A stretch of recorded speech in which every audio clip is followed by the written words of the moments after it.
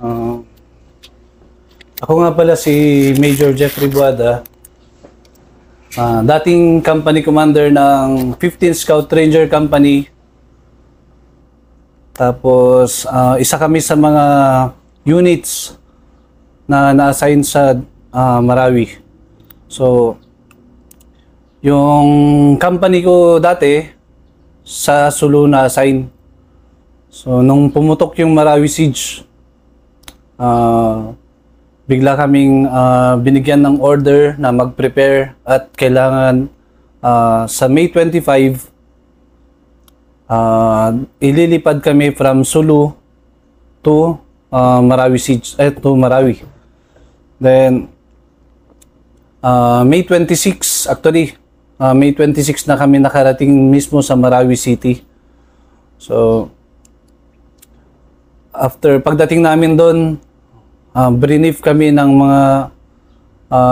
mga senior officers about sa situation. So, doon namin nalaman na parang hindi magiging madali ang Marawi Siege since ganun kalaki yung area, ganun din kalaki yung kalaban. So, dumating kami doon May 26. Noong May 28, from brigade, transport kami sa isang detachment. So, using the chopper. Sinakay kami gabi. However, habang along the flight, nag-start ng putukan kami ng mga kalaban. So, yung ibang grupo namin, hindi na natuloy yung paglipad. So, naiwan kami nauna kaming dumating sa detachment. So, habang hinihintay ko yung ibang companies ko na by land na lang sila ita-travel. So, nandun din yung mga ibang snipers ng 1st Scout Ranger Regiment. Nandyan sina Sergeant Libuon. Tapos, marami silang mga snipers na nandun. So, habang hinihintay sila, sabi ko sa kanila, sama muna ako sa mga sniping operation habang hinihintay ko yung other members ng company ko. So that time, graduate ka ng sniper. Sniper ka, di ba? Opo, sir. So as an officer na graduate din ng sniper, so nag-volunteer ako na samahan yung mga Scout Ranger snipers para mag-conduct ng sniping operation. So nung time na yan, nakikita namin yung mga kalaban na malaya pang tumatakbo-takbo sa Marawi. So, habang pinapaulanan ng putok, yung iba sa kanila nagtatago sa mga bahay, sa mga moske. So, yun yung naging taguan nila that time. So, Jeff, parang masaya ka rin nun kasi gamit mo pagka-sniper mo. Actually, masaya ko kasi hindi sa masaya dahil sa situation, pero nandun ako na gagamitin ng mga kasama kong snipers yung mga naituro sa amin sa school, which is yung urban sniping. Usually kasi ang Scout Rangers more on jungle. So palagi na lang ang combat operation namin sa jungle. So here comes, nandyan yung challenge sa amin na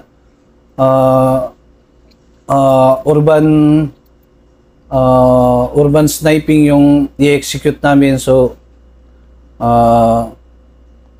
medyo naging challenge sa amin. So that time, habang pinuputukan namin yung mga kalaban with a distance of 500 meters pataas, so nakikita namin sila doon nagtatago sa mga moske, sa mga malalaking bahay. So, yung mga information na yan, kailangan kong iba to sa brigade.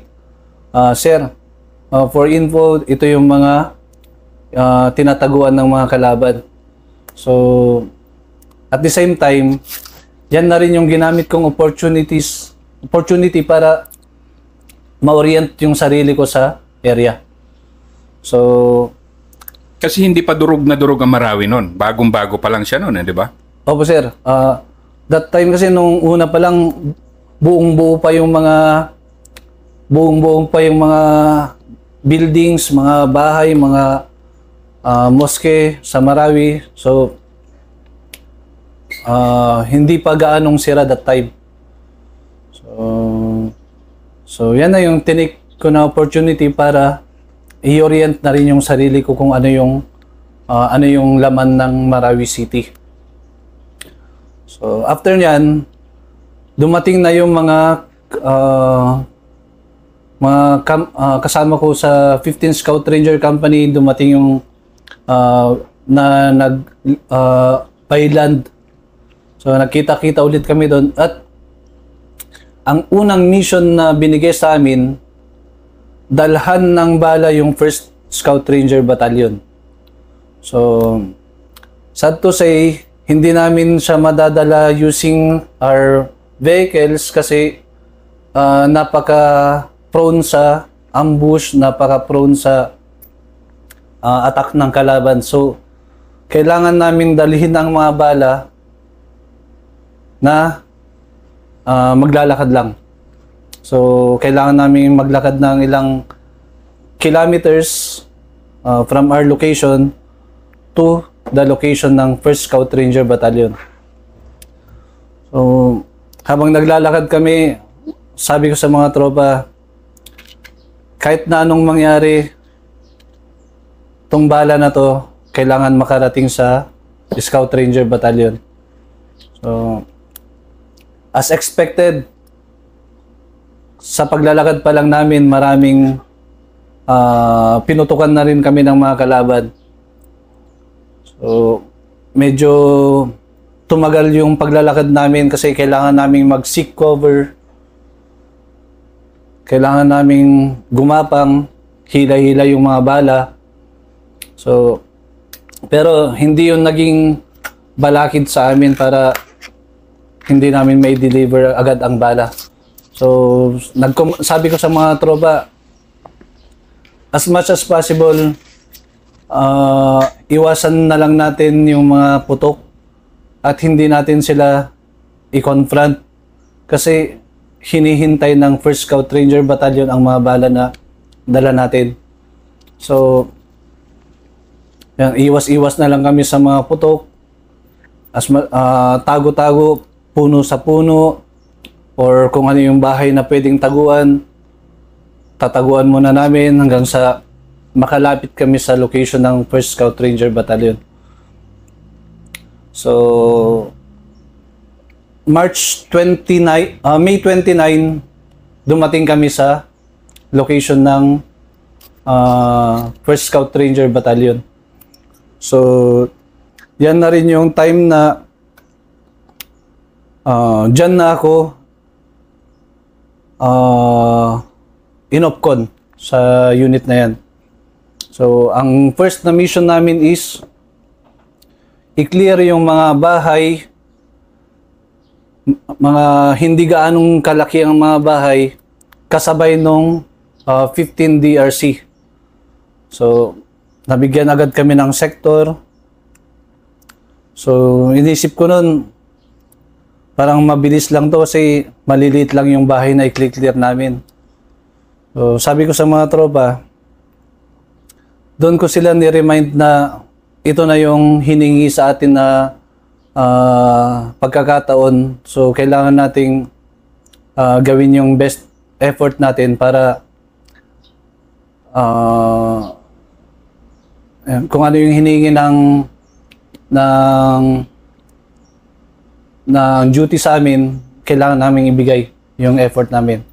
Yung mga tropa mo kasi, ano sila, di ba? Napasabak naman sila ng Zamboanga. So medyo may experience na sila sa, pero hindi kasing laki na Marawi na gyera. Yung mga tropa, may mga experience na yan ng urban like nung Zamboanga Siege. Pero hindi lahat at hindi rin ganun kalaki yung area. Hindi rin ganun katagal. So, nagiging challenge pa rin sa kanila. So, kahit na may experience na sila, nagiging challenge pa rin para sa kanila ang bagong kakaharapin na Marawi Siege. Okay, so ito na ang simula ng 15th SRC Mandirigma, unang operation sa Marawi. Okay. So, unang mission namin unang binigay sa amin na mission ay i-clear ang mga bahay-bahay na tabi ng i-clear din ng 15th DRC. So, akala namin ganun kadali. Akala ko ganun kadali kasi maliliit lang yung mga bahay. So, sabi ko sa mga tropa, sasama ako sa leading. Gusto ko rin makita yung situation. So, Leading company commander, leading ka. kasi, honestly, sinabi ko sa mga tropa, sasama ako sa leading. Kasi gusto kong makita yung situation, anong meron dyan sa mga bahay na yan, ganyan. So, along the way, habang nag-clear kami ng mga bahay, parang medyo napabilis yung pag-clear ng 15 Scout Ranger Company, ng company ko kasi hindi nga ganun kalalaki yung mga bahay. Mostly, may mga hollow blocks pero yung mga bahay na yun, karamihan is gawa lang sa yero o kaya mga plywood, mga kahoy. So, hindi siya ganun talaga ka-concrete. Unlike sa clear ng 15 DRC. So, sa situation na yan, medyo napabilis yung pag-clear namin kaysa sa kasabay namin na DRC. However, at nung bandang hapon, akala namin na tropa yung nasa tabi namin kasi may mga nakita kaming mga naka-uniforms. So, akala namin mga tropa yung nasa tabi namin. Yun pala, mga kalaban na. So, yan. Nag-start silang putukan kami. Tapos, kasama ko sa nag-leading that time, so naipit kami sa isang maliit na pader. Tapos habang pinuputokan ng kalaban yung pader na yan, nawawasak. So, paliit yung cover namin. So, sabi ko sa tropa, hindi pwede na wala tayong gawin dito. So, sabi ko sa tropa na kailangan kong mag-maneuver, maghanap ng ibang position para makapag-provide ng fires para makalipat ng position din ng mga tropa. So, 5 kaming nasa harap the time. So, timing paglipat ko ng position, doon din ako hinabol ng putok ng mga kalaban. So, buti na lang may nakita kong isang maliit na pintuan. So, nung naramdaman ko na parang may tumama sa paa ko, wala na akong inisip doon kundi dapat marating ko ang pintuan na nakabukas. So, nandun din ang tropa nakaabang, hinila na niya ako. So, pagkahila niya sa akin, sinabi ko sa tropa kay Sergeant Argarin, sabi ko, Sergeant, parang may tama ako. So, agad-agad, naghanap siya ng mga medical kit. So, nung ginunting namin yung uniform ko, yung pants ko, nakita ko, puro dugo na yung paa ko. So, yung tropa, marunong naman yan sila sa first aid. So, ginamot yung paa ko, nilagyan ng bandage. Yan. Tapos, that time, hindi pa kami makaalis sa position namin kasi alam kong may mga tropa pa na naipit. So, sabi ko doon, although nagsabi na sila na i-evac nila ako, pero sabi ko, hindi ako magpapa-evac kasi may mga tropa pa na naipit at kailangan silang mailabas. So, kailangan pa natin gumawa ng paraan para yung kasama kong 4 na naipit pa maka-withdraw ng maayos at delikado kung doon sila dadaan sa dinaanan ko. So, ang ginawa nila dyan, naganap sila ng maso. So, binutasan yung isang wall doon hanggang sa mai-connect kung saan man yung location ng mga tropa. So, nagpalitan ng maso, pagbutas sa dingding. So, naging challenge din yan sa amin kasi every time na mag-create kami ng ingay, nirarat-rat yung position namin. Mahirap din kasi lumulusot yung bala sa yero, sa mga plywood. Ayan, so, medyo natagalan pa kami bago ma-rescue yung 4 na naipit pa. So, that's then after nyan, nung secured na lahat, doon ako nag-decide na kailangan naming umatras ng position kasi hindi namin talaga kayang i-occupy yung bahay na yon. So, nung umatras namin, tinawag ko na rin kay sa brigade, kay Sir Soderio, Sir, ito yung mga location ng kalaban.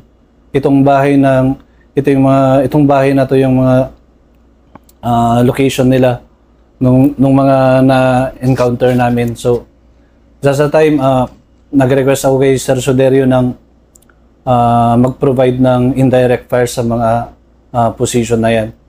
Gaano kalakas pa yung kalaban at that time? Unang week? So, nung unang week, nandun pa nung unang week ng Marawi Siege, nandun pa yung lakas nila, yung bilis, maramdaman mo yung dami ng bala, tapos parang bigay na bigay yung handa talaga silang lumaban. So yan yung naramdaman ko that time. So ganun pa sila kadami, ganun pa kalakas, mga firearms nila, firepowers nila. So mararamdaman pag at any time pwedeng maka-inflict talaga ng casualty.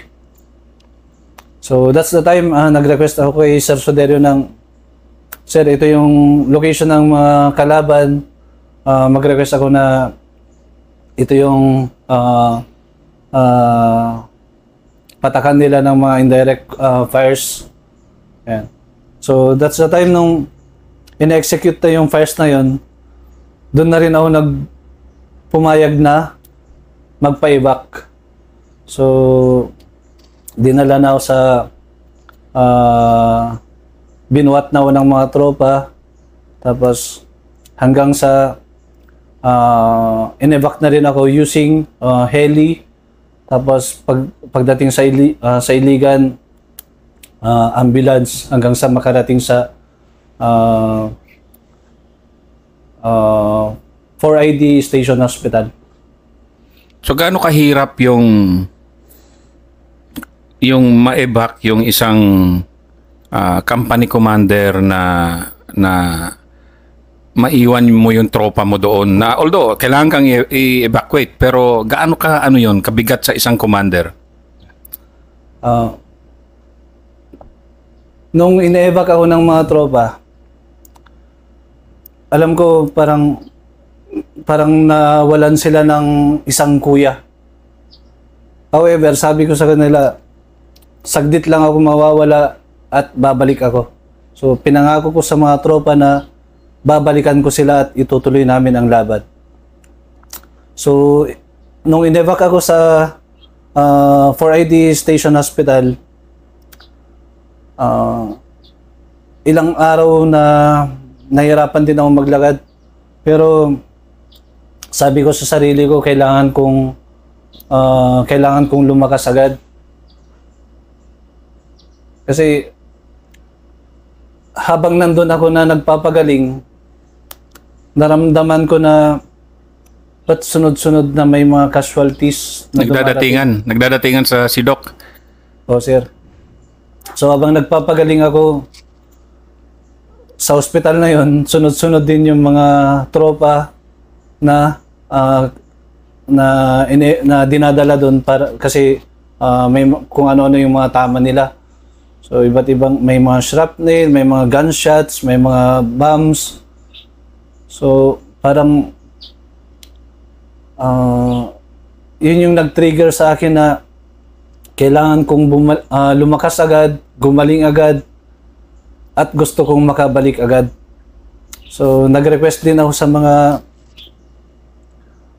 nag-request yung mga nurse at doktor sa hospital na i-evac ako sa Vilo na. Pero sabi ko sa nila, hindi ako magpapa-evac sa Manila. So sabi ko, dito lang ako, okay na ako dito, magpapagaling ako dito kasi gusto kong bumalik sa Marawi. Saan nanggagaling yung ganon na sense of responsibility mo? Kaya hindi ko maiwan yung mga tropa. Pinangako ko sa kanila na babalikan ko sila kahit anong mangyari, babalikan ko sila at hindi ako papayag na may masamang mangyari sa mga tropa, at gusto ko rin ma-assure na yung mission na ibibigay sa amin, gusto kong ituloy, gusto kong kasama sila na i-accomplish yung mission na yan. So pinipilit na rin ako ng mga nurse, mga doktor na i-evac sa Vilo na, pero nag-request ako na dito na lang ako magpapagaling. So to the point, gumawa pa ako ng promissory letter. So kasi nag-request ako kay ma'am. Sabi ko, ma'am, gusto ko nang bumalik ng Marawi. Ayan. So sabi niya, hindi ka pa totally na magaling. So baka maging pabigat ka lang doon. So pinakita ko sa kanya na kakayanin ko nang tumayo, kaya kong maglakad, padahan-dahan. So sabi niya sa akin, if talagang gusto mong bumalik, papayag siya. So kailangan ko lang mag-provide ng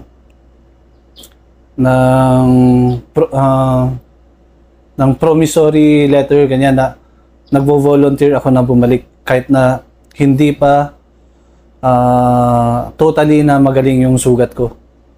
So sabi ko dun,